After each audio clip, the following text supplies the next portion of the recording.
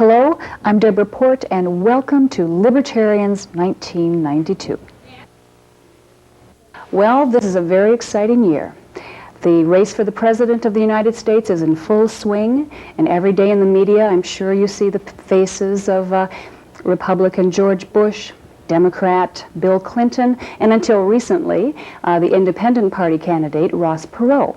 Well, what some of you may or may not know is that you have yet one more choice. Today I'd like to introduce you to the presidential candidate of the Libertarian Party. A graduate of the Massachusetts Institute of Technology, he also served as Libertarian state legislator in Alaska. He was the vice presidential nominee of the Libertarian Party in 1988, and he campaigned all 50 states. He is also, while not busy on the campaign trail, a commercial real estate broker in Las Vegas, Nevada. Please help me to welcome Mr. Representative Andre Marrou. Welcome to Ann Arbor, Mr. Marrou. Thank you. It's good to be here. I know that you took a chance to come down here on your very busy schedule, and we appreciate you joining us today. My pleasure. Before we begin, Mr. Marrou, I would like to introduce a panel of concerned citizens who we've invited in the audience, in the studio today, to address a few questions about the Libertarian Party and about the issues. Like myself, they have limited knowledge about the Libertarian Party. And so let's begin by very briefly giving introductions. We can start right down here. My name is Judd Branham. I'm a reporter for the Ann Arbor News, and I live in Ypsilanti Township. Hi, my name is Lorna Wilson, and I'm a graduate student at the University of Michigan. I presently live in Ypsilanti Township. I'm Gerald Califoot. I'm a computer programmer and a student at Eastern Michigan University. I currently reside in Ypsilanti. I'm Anika Hopp. I'm a housewife, and I live now in Homer, Michigan. Homer, Michigan. Thank you very much and welcome. Well, before we begin, I guess the one question that is first on my mind is, because I do have a limited knowledge about the Libertarian Party, is to have you define what a Libertarian is and what your philosophy is and how you embrace the issue. The Libertarian philosophy is essentially the philosophy of the founders of the country. Thomas Jefferson and others are fond of saying that government is best which governs least. And they put this into effect through the Constitution. They wrote the Constitution specifically for the purpose of limiting government, not to establish rights, because we already had the rights. Another way to look at it is that we oppose the initiation of force. Pardon me, we are not pacifists. We will fight if attacked to defend ourselves, our loved ones, or our country. But we oppose the initiation of force, and we all sign a pledge to that effect, all the ones who belong to the party. The Democrats and Republicans, on the other hand, feel that force is okay if you use it for a good purpose. Unfortunately, this is the same thinking that went into Stalinist thinking and Nazi thinking, where if you use force for a good purpose, it's okay, but we oppose the initiation of force. Another way to look at it is that the Democrats and Republicans increasingly want to either mandate activity or prohibit activity. They want to either require you to do something you don't want to do, or they want to prevent you from doing something you do want to do. The whole middle ground of individual choice combined with personal responsibility has been getting smaller and smaller and smaller. It's that middle ground that we want to expand. We feel that you should have the right to do with your time, your body, and your money anything you want to do, provided you do not hurt nor defraud anybody. By the same token, government should exist to protect us against force and fraud, and for that reason we need very little government, much less than the government we have now, because another thing we can say is that individual liberty is diametrically opposed to governmental powers. One goes up, the other goes down. For example, the federal government, state, county, and local governments now spend 47% of the gross national product of this country. You and I are left with only 53% more than what the government has. The only way to get our 53% up to 90% is to reduce the government's take from 47 down to 10%. It's the only way it can work. It's clear that that's the case with money, but it's not so clear in other areas such as gun ownership or the ownership of your time or what you can do with your own body. What we want to do is to minimize government. The Democrats and Republicans, by contrast, want to maximize government. Well, it is an interesting concept, indeed, and perhaps we have some questions here in the panel that could address some of these issues. Well, it just struck me when you talked about reducing the federal government's share, all governments share the GNP to 10%. How do you reconcile something like that with the number of problems we have, specifically the federal debt? How are you going to balance the budget and reduce the budget at the same time? The reason we have the federal debt is because there has been too much spending by government. As you probably are aware, the deficit this year alone in the federal budget will be $400 billion. That will be added to the current national debt of $3.8 trillion, or 3,800 billion, so that next year we'll have a debt of $4.2 trillion, which would be $17,000 for every American alive. It took us 180 years to accumulate the first $400 billion of debt, and yet George Bush and the Congress are going to add that just this year. What we need to do is to cut the government faster than we cut taxes. We will be cutting taxes. We do aim to get rid of the income tax and the IRS. We have to cut the government faster so that we can generate a surplus to start paying off the national debt. We estimate that will take probably 20 to 25 years. To do it faster, the second way is to sell off excessive government assets. The federal government is not supposed to own any land. That's in the Constitution, and yet they own 30% of the land mass of the United States, including 81% of Alaska, 79% of Nevada, 62% of Idaho, and so forth. Those lands can and should be sold to Americans. That money can then be used to pay off the national debt. We feel that we can, through that means, pay off the national debt within 4 to 8 years. Do you feel that people from other countries should have a right to buy land from the federal government? Perhaps after Americans get first choice at it. I mean, after all, it is America. The federal government has kept it tied up unconstitutionally for, in some cases, as long as 100 years or more. After Americans get a chance to buy that, then sure, if there's anything left, we can sell it to whoever wants it. Since we're on the topic of sort of economics, what is the libertarian viewpoint on capitalism? How do you view that in terms of the whole economic structure of the United States? Capitalism is an economic system by which people save up money or capital and then use that to invest in something such as starting a business, for example. We favor capitalism, although we do say that if you want to join some other type of group for yourself, if you want to join a commune and share everything equally, then that is up to you. What is wrong is to use government to enforce, that sort of communalism or socialism or something on other people. Everybody should have a right to live the way that he or she wants to live without the government getting involved, without the force of government to enforce a certain type of society on people. What are your feelings on foreign policy right now and what's happening in Bosnia? What would you do? I know you were talking briefly about George Bush and how they want to use force, they want to go in there and they want to do military force to change what's going on there. What would you do as a libertarian? We would not have troops go into Bosnia nor Croatia. The Serbians' apparent war against the Croatians and the Bosnians is a problem, but it is not an American problem. It is a problem for other people. We cannot go around the world as we have been trying to do and act as policemen of the world. This is not constitutional, plus the fact that it is wasteful and it is silly and to a great extent it is stupid. What if the people plea and they want you to help? There's been a lot of loss of life in women and children, and people have been killed, and they're asking for help. So what do you say? The pleas have not been coming from Serbia. This is a civil war. The Serbians, the Croatians, and the Bosnians have been fighting among themselves for hundreds, literally hundreds of years. It is not an American problem.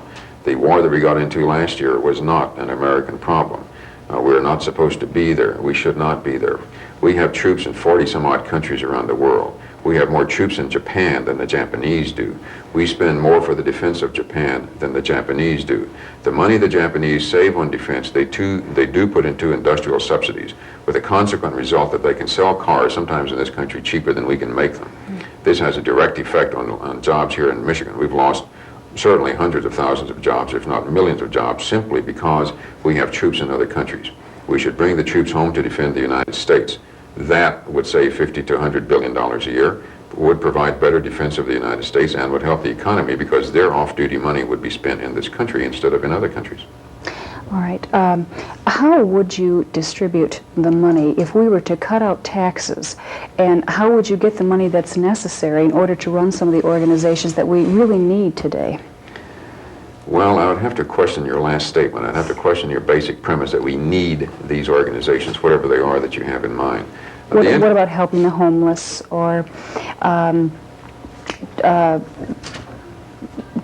we're getting ahead of ourselves a little bit here, but the reason we have homeless is because of the Democrats and Republicans. If we had Libertarians in charge, there would not be any homeless, there would not be any poor. The government has created the homeless problem by making it very difficult to build homes, very difficult to buy homes, very difficult to live in homes, very difficult to pay the taxes to keep your home. All of these are wrong, all of these are bad, and they've all been caused by excessive government created by the Democrats and Republicans. And they're only getting worse. And they're only getting worse. If we get rid of the income tax, that's about 1/3 of federal revenues. That still leaves 2/3 to operate the government on. So if we get rid of this, we still have 2/3. Now, how far back in history do you think we'd have to go to find an entire federal budget as big as 2/3 of the one this year? In other words, if we get rid of the income tax, do we have to revert back to the government of 1949, 1962? And the answer is 1985. That's how fast the government is growing. All we have to do to get rid of the income tax is to get rid of the excessive government that the Democrats and Republicans have created during the past 7 years. It is that easy. Some of the things we can do are fairly easy to do. Stop replacing federal bureaucrats. Every year, 7 to 10% retire, resign, or die. Stop replacing them. Stop hiring. And in 4 years, you get rid of 28% to 40% of the federal bureaucracy. You don't have to fire anybody. Interesting. Ms. Hopp? How would you get rid of the people when Congress mandates such silly things? Like they pass their law, then the department passes its regulations and implements it.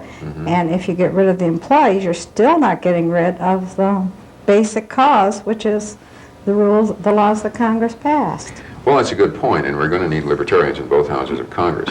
I might point out that every time the United States has elected a president from a minor party, and we've done it 4 times, including Abraham Lincoln, then we've also elected members of his party into both houses of Congress.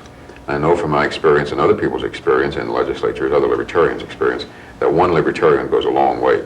So if you get a few libertarians in the House, that will have an effect all out of proportion to their numbers, and I think we can start getting some of these ridiculous programs done away with. Also, if I'm the president, the vice president will be Dr. Nancy Lord. Now, the Constitution requires the vice president to preside over the Senate, and yet it's been a long time, if ever, since we've had a vice president who did that. If I'm president, Nancy will be vice president, and she will preside over the Senate in a manner to which they have not been accustomed. She will also name the members of the committees and the chairman of those committees. This is going to have the Senate in an uproar, and it couldn't happen to nicer people. And while they're in an uproar, I'm going to be doing other things, like I will institute a line-item veto of the budget bill. I don't think Congress will be able to override it. I think it will stick, just as, and there's a precedent for this, just as the Supreme Court now has the responsibility of determining constitutionality of laws. That's not in the Constitution. Many years ago they did it, it stuck, and they have that power today. How do the Libertarians look at state lotteries? Well, by and large, there's a mixed feeling of state lotteries. Buying a ticket on a state lottery is, preferable than being forced to pay taxes. On the other hand, why should the state government be allowed to participate in gambling, and yet a private enterprise is not allowed to participate in gambling? So we have mixed feelings about it. If everybody were allowed to participate in gambling, set up a lottery, set up gambling, and also the state government, fine. But for the state to have a monopoly in that particular type of business is just as bad as some states limiting, say, ownership of liquor stores to the state government. The state should not have a monopoly in any business at all. If it's in business at all, such as with a lottery in order to replace taxes, then it should not be a monopoly. And it should not be used as a way to augment, to add money to the state treasury. That's what is normally done. If you instituted a lottery and then got rid of the taxes, I'd say I'd be in favor of it, because at least then it would be voluntary contributions by people instead of people being forced to pay taxes. What do you say about some who say that lotteries are responsible for creating poor in this country? How would that happen? They would You voluntarily buy a ticket, or you voluntarily don't buy a ticket. How does that create poor? I mean, poor people, you voluntarily do it. There's no way that that can create poor unless some of the poor are so stupid that they take all of their money to buy tickets, and if they do, then I can't help them. I mean, if they're that stupid, then they're going to keep themselves poor no matter what. So I would not say that that's responsible for creating poverty in this country. Well, any more? I was going to ask a question. You said some of the poor people may be so stupid to go and spend their money on lottery tickets. I personally know some people not necessarily considered poor that do spend a large majority of their money on lottery tickets. And what is your stand on education, not in terms of just buying lottery tickets, but education in general? Because I think that's a prime reason that some of the people remain poor is because of our educational system. True. Well, this may be so, and that is the problem of the educational system we have, which is a government educational system. That's the problem. The problem is having a government educational system. The word education does not appear in the U.S. Constitution. The word school does not appear in the U.S. Constitution. There is zero mandate to have the federal government involved in education. We should get rid of the Department of Education. We should privatize the entire school system. Up to about 100 years ago, all schools were private. They were very high quality, very low cost. We should restore that type of system. Virtually every single private school in this country provides better quality education at a lower cost than almost any government schools. The average private school, grades K through 12, costs $2,000 to $5,000 per student per year. The average government school costs $6,000 to $10,000 per student per year. If we're really serious, if we're really serious about having high quality, low cost education, we'll privatize all the schools. At the same time, cut taxes from people so that they'll be able to afford to send their children to schools, and provide tax credits or tax abatements for somebody else who doesn't have any children, who wants to send someone else's children to school in lieu of paying taxes. All of this can be done. I do want to emphasize, though, that I did not say poor people are stupid. No, not literally. What I said was in response to the question as to lotteries creating poverty. I can't believe that they do. If someone has money, they certainly should have the right to spend it any way they want. And if they want to buy lottery tickets instead of buying food, I would think that's stupid, but it's their money, not mine, and if they want to do it, it is, of course, their decision. Speaking of privatizing, I understand that you wish to privatize the mail, the post office. Oh, yes. From what I understand right now, it's not being subsidized, it's keeping it on its own feet right now. Are you going to break up the post office, or are you going to just allow competition to the post office? Why don't we just allow competition off the bat? The 90 to 95% of all of the packages moved in the United States, as I understand, are not moved by the post office. They're moved by Federal Express, by United Parcel Service, or some of these other groups that have been set up, private companies. But they are not allowed to compete in first-class mail. I think we should allow competition in first-class mail, and sooner or later we need to privatize that so as to provide better service at lower cost. One of the statistics I've seen is that in 1946, which I guess was the biggest year for the train system in this country, it took 2 days and 3 cents to send a letter from Chicago to LA.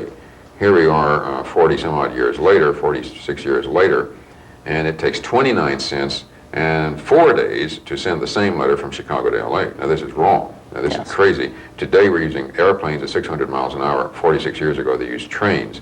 It's not working out. The USPS, or some people call it the US snail, is just not working out. You said today they use trains. We should allow competition. Excuse Did me? you say today they use trains? No, I'm sorry. Did I say that? In 1946 they used trains. Today we use 600-mile-an-hour jet planes. What is your position on free trade and tariffs? We feel that free trade is the best way to have prosperity and peace around the world. 150 years ago, a French philosopher and economist, Frederick Bastiat, said that if goods do not cross borders, soldiers will.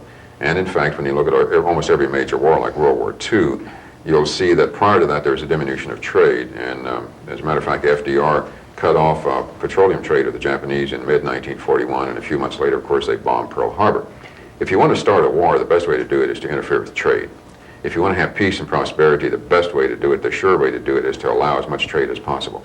People will never go to war against their customers. They'll never go to war against their suppliers, their vendors. They just won't happen.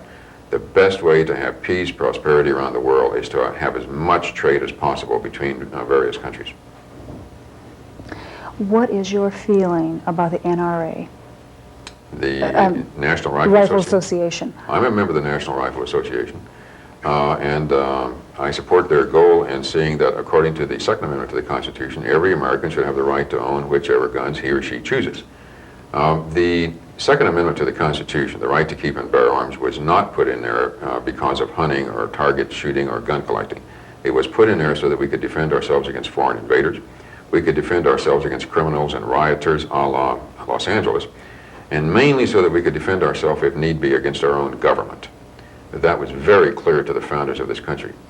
Therefore, if one were to ask me, should the average American have a right to own a machine gun or an AK-47, the answer is absolutely yes, because if, heaven forbid, we should ever get into a war against our own government, we're going to have to fight the government's troops. And believe me, they're going to be well armed. I might point to the example of Switzerland. Switzerland has not been at war in something like 400 years. They are so well defended that even Hitler had enough sense not to invade Switzerland. When you go into an average Swiss home and look in the broom closet, you'll find a machine gun with 2 cases of ammunition. You go into the next home and look into the hall closet and you'll find a rocket launcher with 3 cases of ammunition. You go into an average apartment, look under the sink, and under the sink is a case of hand grenades. These people are very well armed. They know how to use those weapons, and they're very peaceful. They're very well ordered. They have very stable society, very high standard of living, higher than our standard of living. They have the stablest currency in the world, the safest banks in the world, much better than ours. And they do business with anybody. Now, what's wrong with that? What's wrong with being prosperous and peaceful, law-abiding, well-defended? I see nothing wrong with that. We can and should be that, and to do it, then we need to enforce essentially the Second Amendment and let Americans arm themselves as they see fit. Very interesting, yeah. What are your feelings about the women's issues regarding the pro-life or pro-choice? Our platform is clearly pro-choice, and I support that. I feel that a woman has every right to do with her body what she wants, provided she does not use force or fraud against anybody else. On the other hand, I'm anti-abortion. I'd like to get rid of abortion, but I think that this should be done through voluntary means, non-coercive means, non-governmental means. There are several ways to do this. Number one, stop state funding of abortion. It's particularly oppressive or egregious to tax people who are religiously opposed to abortion and use their money to pay for an abortion for somebody else. The next thing, to make contraceptive devices more readily available than they are now, primarily by removing government restrictions on their sale and distribution. You're saying making them more readily available. More readily available, right. Another one is adoption. Make it easier, cheaper, and simpler, primarily by getting the government out of the business. It should not cost $10,000 and take 2 years to adopt a child. Next, allow the sale of the morning after contraceptive pill for women, RU486, which has been available in Europe for years and is unavailable in this country. This is the one that was brought in from the woman Yes. from France recently. It's illegal in this country solely because of the attitude of one man, George Bush. Last but not least, there's a technique that by itself can do away with abortion and everybody will be happy, and that is transplantation of fetuses from womb to womb. It's not science fiction. It has been done with human beings. Unfortunately, it takes about 8 hours and costs $30,000, so few people can afford it. But in veterinary medicine, it's done almost daily, where it's called embryo transfer. Essentially, you take a woman who's pregnant and doesn't want to be, another woman who is not pregnant but wants to be, and you just simply transplant the fetus. This woman is happy, she got rid of her pregnancy. This woman is happy, she's going to have a child. The fetus is still alive, everybody is happy. Those people who want to get rid of abortion, I recommend they put their effort into that instead of trying to outlaw abortion, which in my opinion is never going to occur.